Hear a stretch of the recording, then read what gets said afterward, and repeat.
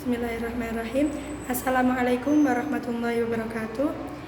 Alhamdulillahirrabbilalamin. Wabihi nasta'in wa ala umurid dunya waddin. Wassalatu wassalamu ala asyrafil anbiya'i wal mursalin Sayyidina wa maulana Muhammadin wa ala alihi wa sahbihi ajma'in. Amma ba'd. Yang saya hormati Aba Idris Jamaluddin beserta ibunya Hajah Muhimah Falasifah selaku pengasuh Pondok Pesantren Al-Muhibin Putri. Yang saya hormati Bapak Dr.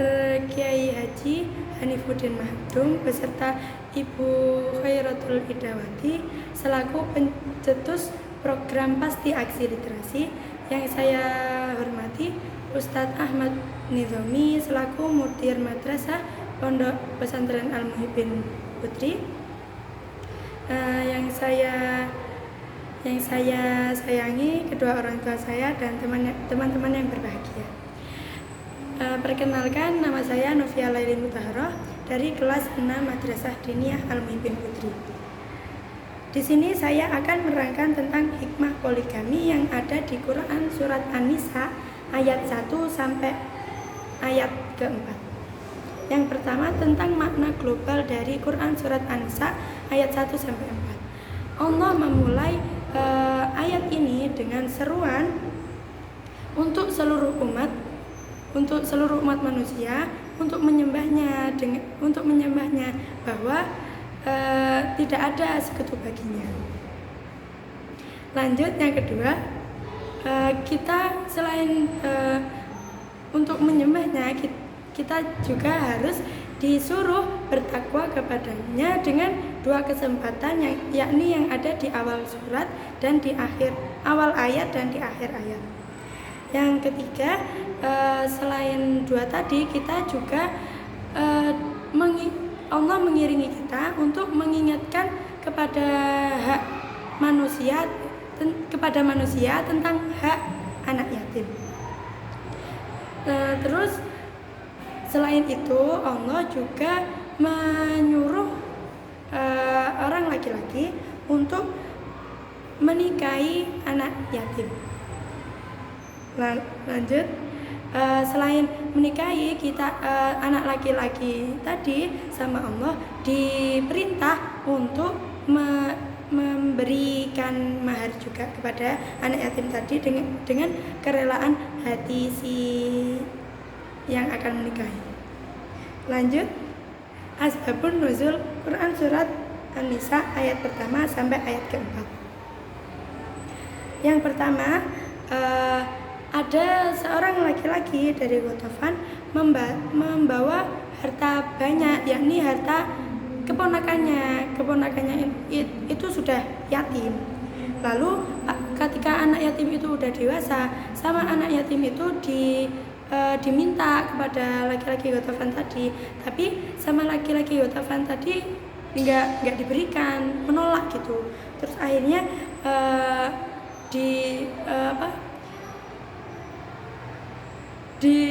ditanyakan kepada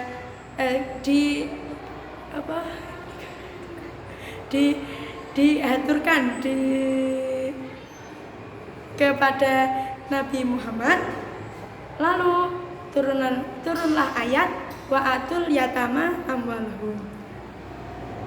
Terus lanjut yang nomor 2 itu dari Aisyah radhiyallahu an, bahwasanya ada orang laki-laki itu memelihara anak yatim.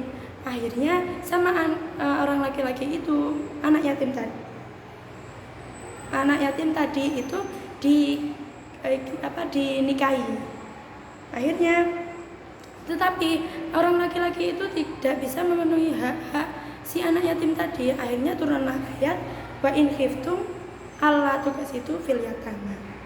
Lanjut yang nomor 3 dari Al-Bukhari meriwayatkan dari Urwah bin Zubair bahwasanya beliau itu bertanya kepada Aisyah tentang ayat tadi wa in khiftum alla tuqsitu fil yatama. Maka Aisyah menjawab, jika kalian tidak bisa memenuhi hak-hak anak yatim, sebaiknya jangan menikahi 4 wanita yatim. Tapi nggak apa-apa menikahi 4 wanita, tapi jangan dari wanita yatim. Gitu. Lanjut, kandungan hukum dari Quran surat An-Nisa ayat 1 sampai 4. Yang pertama, meminta anak yatim tadi dengan wasilah keluarga. Itu bagaimana hukumnya? Hukumnya boleh dengan dalil Allahumma inni as'aluka bihaqi sa'ilina alaika wa bihaqi mamsyaya. Tuh. Yang boleh. Yang kedua, harta